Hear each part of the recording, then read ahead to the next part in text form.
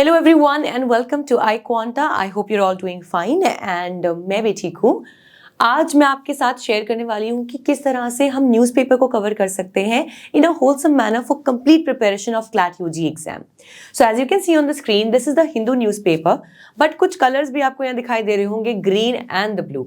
So as we all know that in the segment of current affairs and GK, newspaper reading बहुत important है when it comes to CLAT UG, right?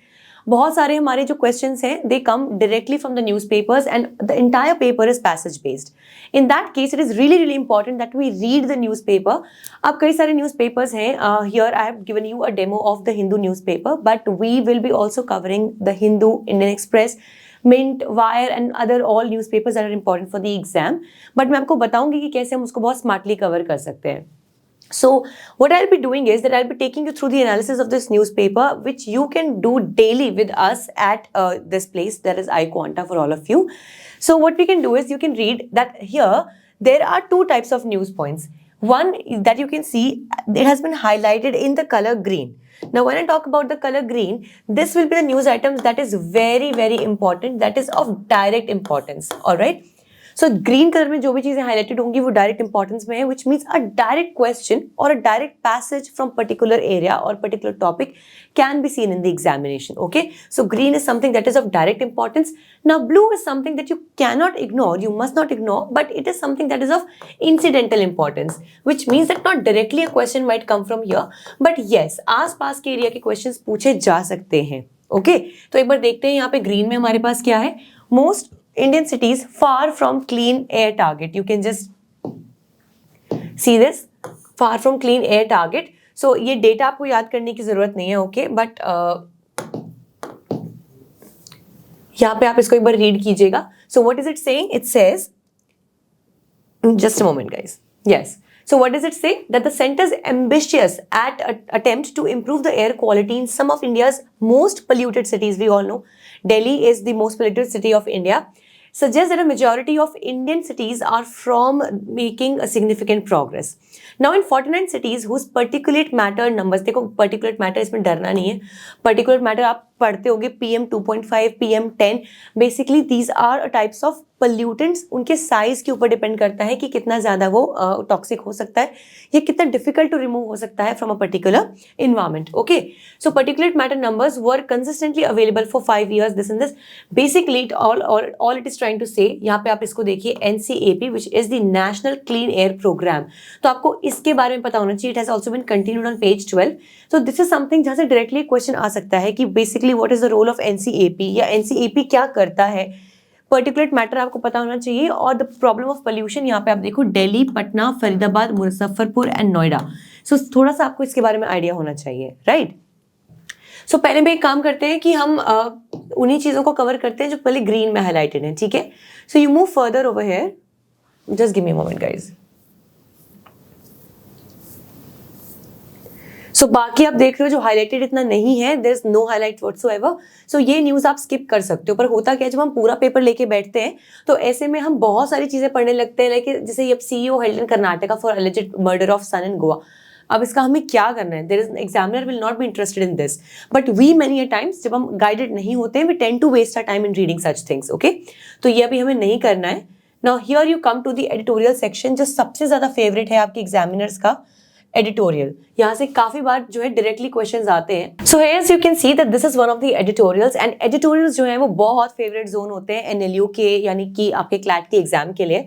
तो यहाँ पे देखो पहला article क्या है, justice for Bilkis Bano questions on रेमिशन. तो दो इंपॉर्टेंट चीजें हैं, एक तो कि बिल्किस बानो का मैटर बहुत ज्यादा न्यूज में है इस टाइम पे, एंड दूसरा कि भाई रेमिशन जो है वो एग्जैक्टली होता क्या है.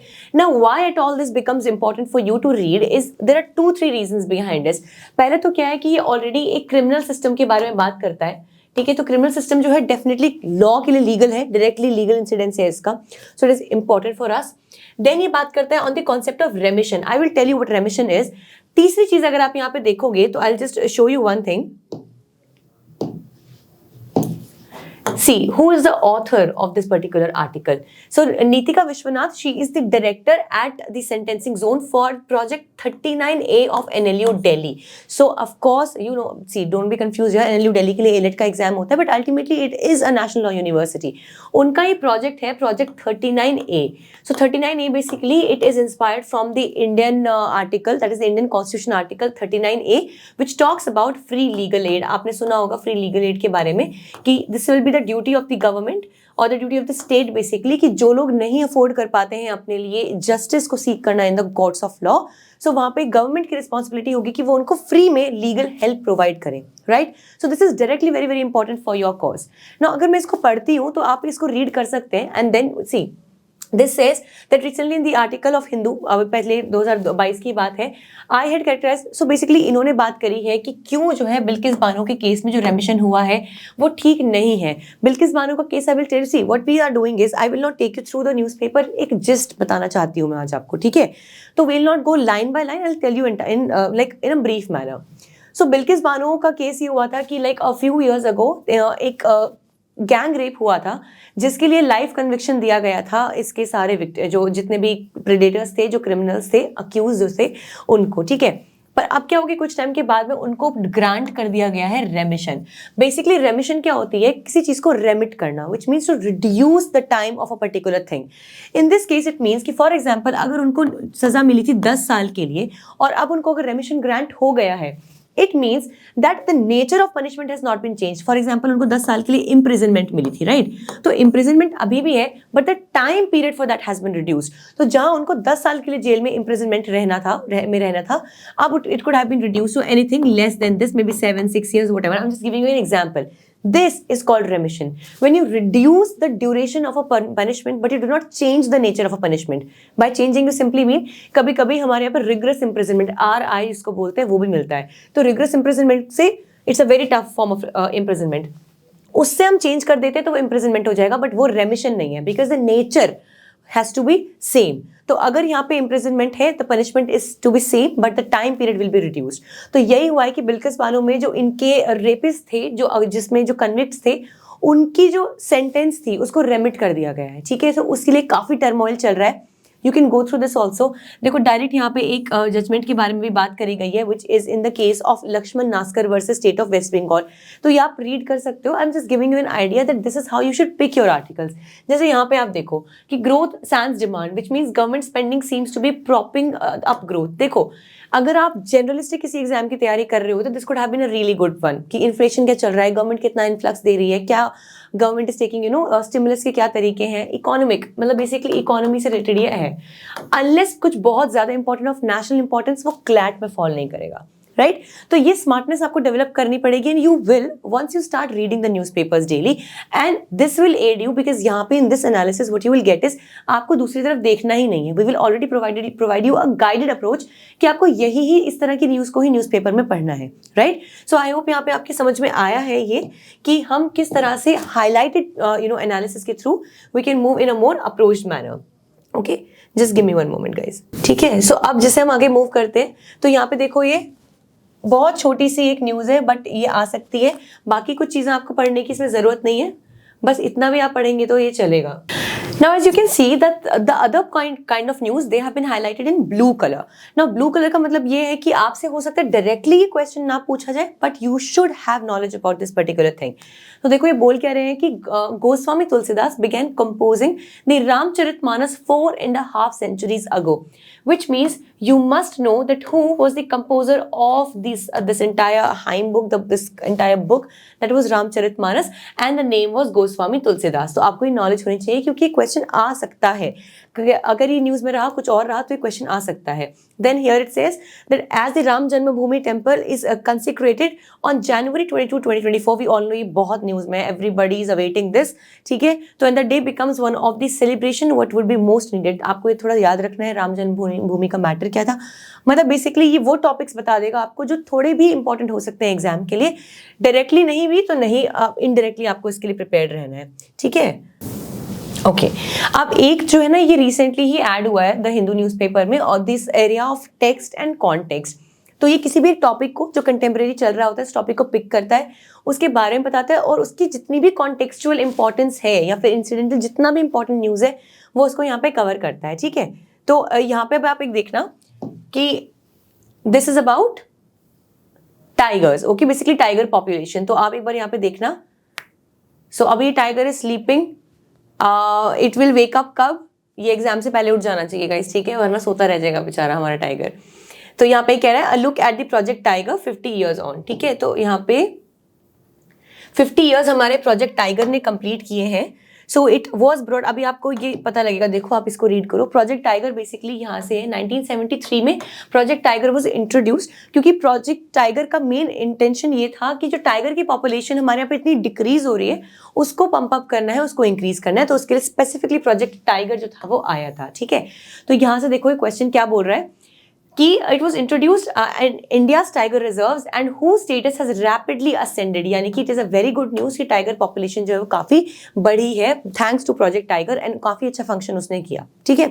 Now from an administrative category constituted and administered by the forest bureaucracy, tiger reserves became a statutory category in 2006। इसमें आपको इतना जानने की भी जरूरत नहीं है। स्टैट्यूटरी कैटेगरी का बेसिकली मतलब ये होता है कि जो भी किसी भी लॉ के वजह से किसी पर्टिकुलर कैटेगरी में अगर आता है by virtue of particular law, because हमारे पास एक्ट है, एनवायरमेंट प्रोटेक्शन एक्ट है, we also have the project tiger also, ठीक है। तो it also says that today they are held world wide as India's conservation success story, especially in this age of climate change, कि कितनी ज्यादा problems हो रही है उसके बावजूद भी we were able to not only protect the tigers in the country but also to increase the population of the tigers, okay.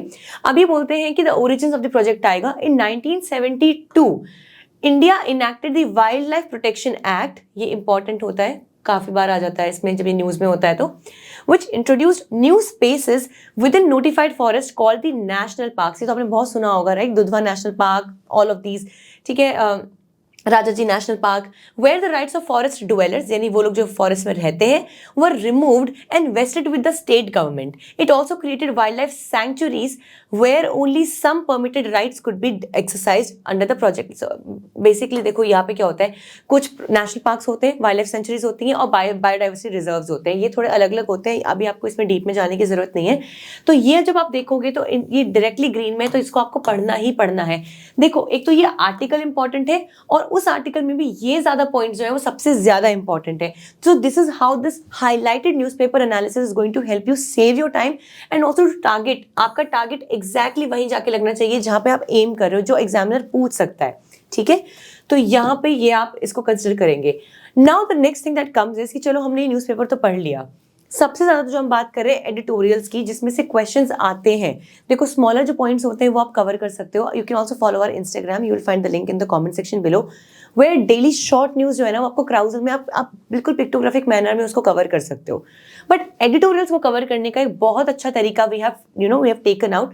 So what we do is that on the basis exactly on the pattern of the CLAT paper and the best of editorials. अब मैं यहाँ पे सिर्फ the Hindu की बात नहीं कर रही हूँ, I am talking about any possible area जहाँ से क्वेश्चन आ सकता है, चाहे आपकी कोई ऑनलाइन न्यूज़पेपर हो, कोई ऑनलाइन वेबसाइट हो, या फिर द इंडियन एक्सप्रेस, मतलब इंडियन एक्सप्रेस हो, द हिंदू हो, कुछ भी हो, वहाँ से क्वेश्चन अगर आ सकता है। So what we do is that we write a daily editorial, here you can see daily editorial practice question. So होता क्या है कि जो भी उस दिन के पर्टिकुलर दिन के, जैसे इस डेट के 10th of January, राइट, जो भी दो बेस्ट एडिटोरियल्स थे, we pick them up, we take out the excerpt जिस तरह से एग्जाम में आ सकते हैं, and then we take out questions, बिल्कुल एग्जाम पैटर्न के क्वेश्चंस आपको यहाँ पे देखने को मिलेंगे, ठीक है, जैसे पैसेज वन हम देखते हैं।